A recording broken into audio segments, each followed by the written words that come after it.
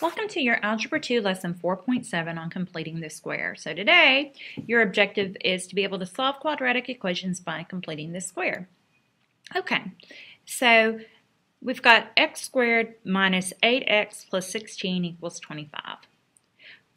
After you write the original equation, we can write the left side as a binomial squared because we've got a perfect square trinomial. We can write x squared minus 8x plus 16 in factored form as x minus 4 squared equals 25. Then we can take the square root of both sides, making sure that we do plus or minus on the side that's just the plain number. So we end up with x minus 4 equals plus or minus 5. And then we can solve. So we would have x equals 4 plus or minus 5. X equals 4 plus 5, so 9, and 4 minus 5, so negative 1. So our two solutions are 9 and negative 1.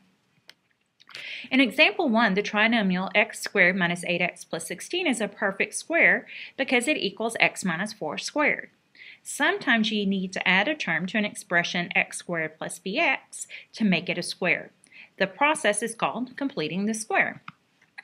All right, so completing the square, or CTS, for x squared plus bx, you're going to add b over 2 squared. That is always going to be the number that you need to add to complete the square. So you need to memorize that. So if I add b over 2 squared, that's going to give me a trinomial that's factorable to be x plus b over 2 times x plus b over 2, or x plus b over 2 quantity squared. All right, we're going to find the value c that makes x squared plus 16x plus c a perfect square trinomial. And then we're going to write the expression as the square of a binomial. We're going to factor it. Okay, so we're going to find half of the coefficient of x. We're going to do b over 2. b is 16, so b over 2 is 16 over 2, which is 8. And then we're going to square it. So 8 squared is 64. So we're going to replace c with 64. If we were to make a little rectangle based on our terms of our factors, you would see if we factor this as x plus 8 times x plus 8 and we FOIL it, we're going to get x squared plus 8x plus 64, giving us x squared plus 16x plus 64. And we have x plus 8 times x plus 8. So we have our perfect square. And so x squared plus 16x plus 64 factors to be x plus 8 times x plus 8, or x plus 8 squared. The method of completing the square can be used to solve any quadratic equation. When you complete a square as part of solving an equation, you must add the same number to both sides of the equation. Okay, so we're going to solve x squared minus 12x plus 4 equals 0 by completing the square. We're going to write the original equation. It's not a perfect square trinomial because half of 12 would be, or negative 12 would be negative 6 squared would be 36, and that's not what we have right there. So it is not a perfect square trinomial. So we want to write the left-hand side in x squared plus bx form. In other words, we want to get rid of this constant. This constant does not complete the square for us, so we want to move it to the other side. So we're going to have x squared minus 12x equals negative 4. Now we're going to figure out the number that needs to be added to both sides. Okay, and the way we figure that out is you take the b value, the negative 12, divide it by 2, and then square it. So we have negative 6, because negative 12 divided by 2 is negative 6 squared. Negative 6 times negative 6 is 36. So we're going to add 36 to both sides. We add 36 to the left because that's what completes the square. We add 36 to the right because we have to be fair. There's two sides of the equation. If I add 36 to one side, I have to add 36 to the other. Okay, so I'm going to write the left side as a binomial square. The cool thing is if you keep track of this b over 2, that always tells you the number part of the binomial. So I know, just looking over here, it's going to be x minus 6 quantity squared. And boom, there it is. It's x minus 6 quantity squared. And that makes sense. We've got a perfect square trinomial here where the first base is x, the second base is 6, and we have a minus. So our factoring pattern tells us it's going to be x minus 6 quantity squared. On the right, you just add the two numbers together. Negative 4 plus 36 is 32. Okay, we want to solve for x. X is in an expression that's being squared, so we take the square root of both sides. Remembering to do plus or minus on the side with just number. So we've got x minus 6 equals plus or minus square root of 32.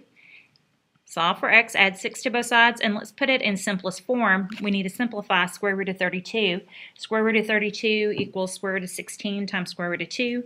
Square root of 16 simplifies to be 4. So we've got 4 times the square root of 2.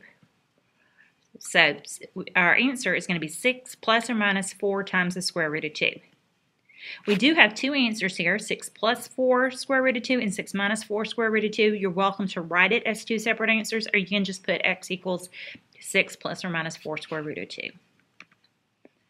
All right, so solving ax squared plus bx plus c equals 0 when a does not equal 1. Before, we just had a equaling 1. So what we're going to do is we're going to write the original equation, divide each side by a, write the left side in the form x squared plus bx, and then solve by CTS by completing the square.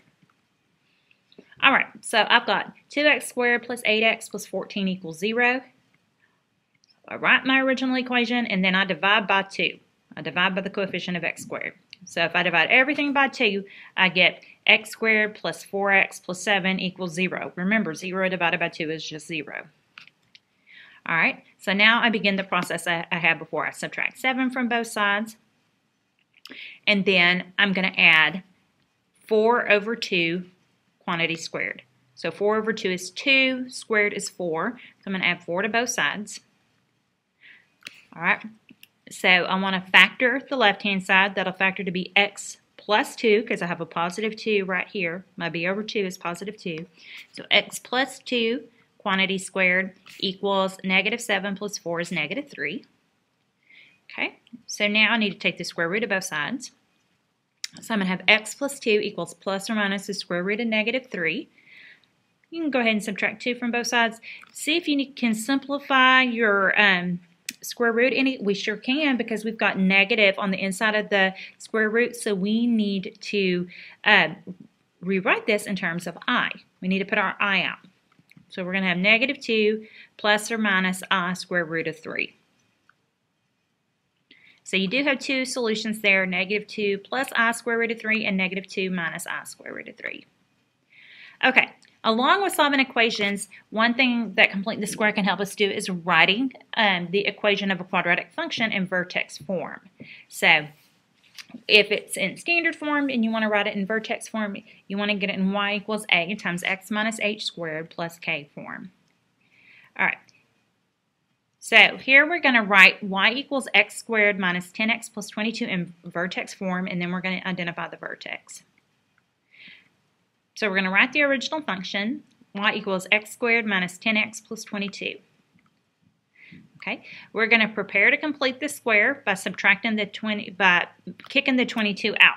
Okay, we're not necessarily going to move it over. We could, but what we're going to do instead is we're going to isolate the x squared minus 10x plus, and we're going to make room for the that value that completes the square right here. Well, if I add it to one side of the equation, I have to add it to the other. So that's what I'm going to do. All right, so the number that goes in the blank is going to be negative 10 over 2 quantity squared. Well, negative 10 over 2 is negative 5. If I square that, I get 25. So I'm going to add 25 to both sides. So I'm going to have y plus 25 equals, and inside my parentheses, I'm going to have x squared minus 10x plus 25. And then I have my plus 22 that I just kicked out to the side because it wasn't a perfect square, and I just kicked it over to the side. All right, now I want to write whatever's in the parentheses as a binomial squared. It's going to be x and then minus 5 quantity squared. And remember, the b over 2, if you keep track of that, that's going to tell you how to do the number part of your binomial. So we're going to have y plus 25 equals x minus 5 quantity squared plus 22. Now, we want to solve for y. We want y by itself, so I'm going to subtract 25 over to the other side of the equation. Okay, 22 minus 25 is negative 3, so we get y equals x minus 5 quantity squared minus 3. and that is in vertex form. So what would the vertex be? Remember, it's a times x minus h and then squared plus k. So x minus h means h is 5, plus k means k is -3.